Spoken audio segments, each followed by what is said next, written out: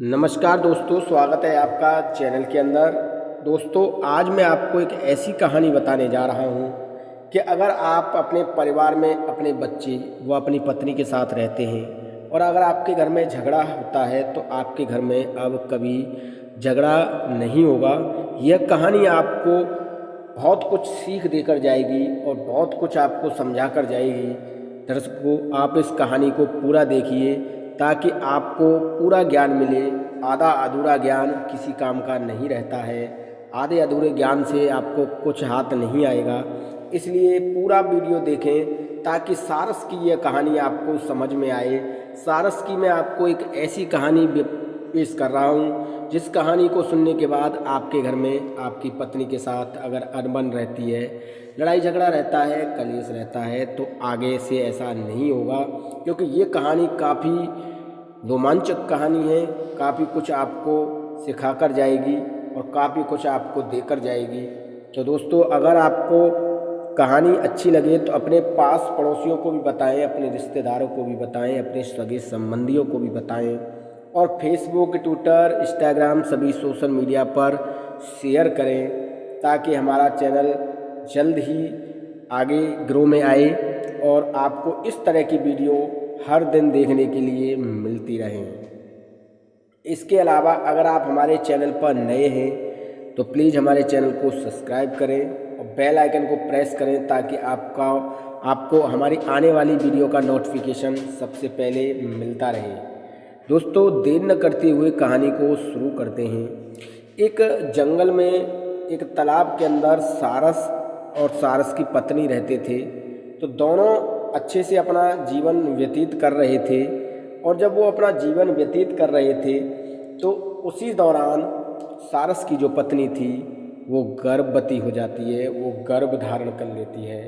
तो उसने सारस से कहा कि देखो, मेरा अब गर्भ धारण हो चुका है और हमें एक सुरक्षित स्थान की ज़रूरत है जहां हम अपने बच्चों को जन्म दे सकें और अच्छे से अपने बच्चों के साथ रह सकें। तो एक ऐसे सुरक्षित स्थान का इंतज़ाम कीजिए जहां पर मैं अपने बच्चों को जन्म दे सकूं। सारस अपनी पत्नी की बात समझ गया और सारस ने एक ऐसे सुरक्षित घर का इंतज़ाम किया जहां पर सारस की पत्नी ने अपने बच्चों को जन्म दिया, अपने अंडों को दिया और अपने अंडों को देने के बाद वो अपने अंडों पर बैठ गई। तो सारस पर हुक्म चलाने लगी कि जाओ हमारे लिए खाने का इंतज़ाम करो। सारस पूरे दिन इधर उधर दौड़कर घूमकर अपनी पत्नी व बच्चों के लिए भोजन का इंतज़ाम करता और उसकी पत्नी वो भोजन अकेले ही खा जाती।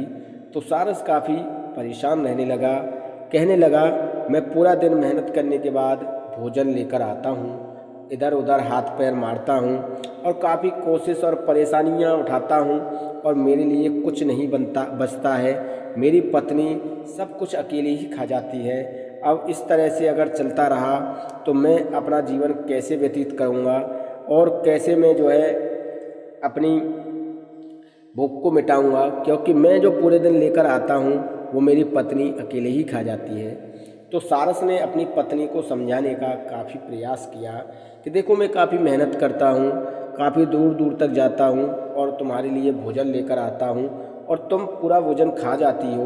अगर तुम इसी तरीके से चलती रही तो मेरे भोजन का इंतज़ाम कहाँ से होगा और मैं क्या खाऊँगा और कैसे अपना भोजन करूँगा। यह सुनकर सारस की पत्नी काफ़ी परेशान हो जाती है और वो सारस को काफ़ी बुरा भला कहती है और कहती है कि मुझे इससे कोई लेना देना नहीं है। तुम कितनी मेहनत करते हो, कहाँ से लाते हो, कैसे लाते हो, मुझे इन सब बातों से कुछ लेना देना नहीं है। तुम हमारे पास भोजन का प्रबंध करो, यही तुम्हारे लिए सबसे बेहतर होगा।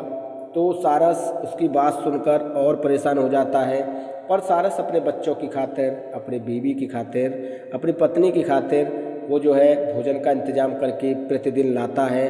पर प्रतिदिन भी उसे भोजन खाने के लिए नहीं मिलता है और सारस भूखा ही सो जाता है। तो सारस इस तरह की दिनचर्या से काफ़ी परेशान होने लगा और सारस की काफ़ी उम्र भी होने लगी। जब सारस की उम्र होने लगी तो सारस काफ़ी परेशान रहने लगा, क्योंकि सारस काफ़ी बूढ़ा हो चुका था। तो सारस में इतना दम नहीं था कि वो सारस अपने पेट को भरे बिना अपने बच्चों के लिए भोजन का इंतजाम कर सके। वो भोजन तो लाता था पर उसकी पत्नी वो भोजन अकेले ही खा जाती थी, सारस के लिए कुछ नहीं बचता था। जब सारस काफ़ी दुखी और प्रताड़ित और परेशान रहने लगा तो उसने ईश्वर से कहा, हे ईश्वर, हमें ऐसी ज़िंदगी नहीं चाहिए, आप हमें अपने पास बुला लो, अब हम जीना नहीं चाहते हैं। हम इस तरह की ज़िंदगी से थक चुके हैं, काफ़ी परेशान हो चुके हैं और अब हमें समझ में नहीं आ रहा है कि हम क्या करें और इस जीवन को आगे कैसे बिताएं। यह सोचते सोचते सारस प्रतिदिन अपनी पत्नी के लिए और अपने बच्चों के लिए दूर दूर तक भटकता, परेशान होता, मेहनत करता और रोज़ भोजन लेकर आता, पर उसे खाने के लिए फिर भी कुछ नहीं मिलता था। तो उस दिन के बाद सारस ने क्या किया कि ईश्वर की भक्ति में लीन होने का फैसला किया कि मैं अब इनके लिए भोजन नहीं लाऊंगा और मैं अब ईश्वर की भक्ति करूंगा, चाहे मेरे इसमें प्राण ही क्यों न चले जाएं।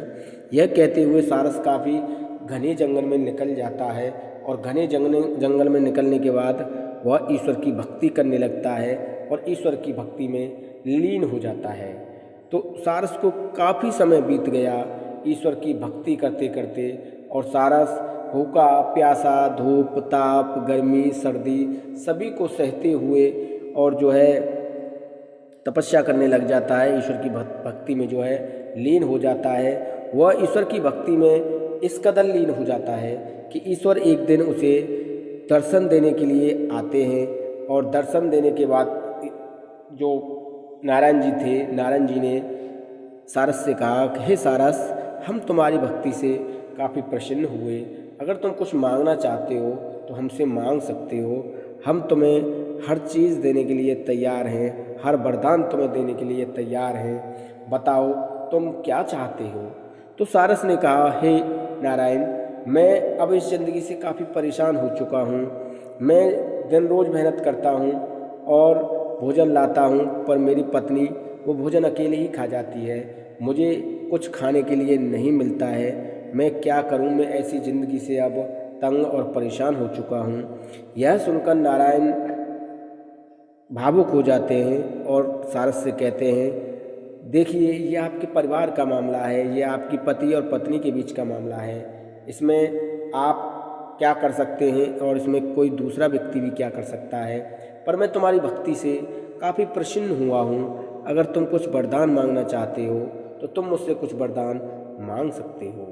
सारस ने कहा कि हे प्रभु, मुझे कुछ नहीं चाहिए, मुझे बस अपनी पत्नी और बच्चों का साथ चाहिए।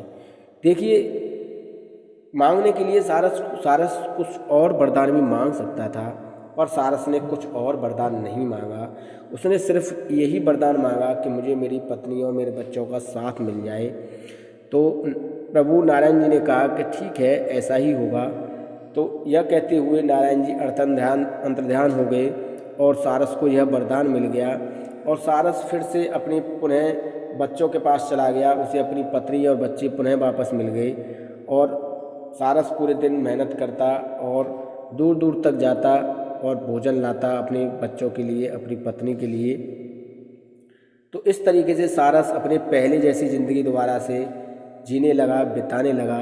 तो ये कहानी हमें काफ़ी अच्छी प्रेरणा देती है और साथ ही मैं आपको दर्शकों ये बताना चाहूँगा कि अगर आपने कहीं सारस देखा होगा तो सारस आपको कहीं अकेला नहीं मिलेगा, सारस अपनी पत्नी के साथ ही आपको मिलेगा, सारस हमेशा आपको जोड़े में ही मिलेगा जहाँ भी मिलेगा। तो ये कहानी हमें यही सीख देती है कि आप हमेशा अपने घर में, अपने परिवार में अपने बच्चों को सुखी रखें और अपनी जीवन यापन करें, ईश्वर का नाम लें। काफ़ी मेहनत भी आपको करनी पड़ेगी, बिना मेहनत के आपको भोजन नहीं मिलेगा। तो इस तरह की कहानी हमें काफ़ी कुछ सीख देकर जाती है।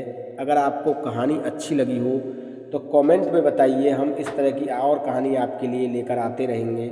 और अगर कहानी आपको पसंद आई हो तो अपने दोस्तों में शेयर कीजिए, व्हाट्सएप पर शेयर कीजिए, फेसबुक पर शेयर कीजिए, सोशल मीडिया पर शेयर कीजिए और प्लीज़ आप हमारे चैनल को सब्सक्राइब करना ना भूलें।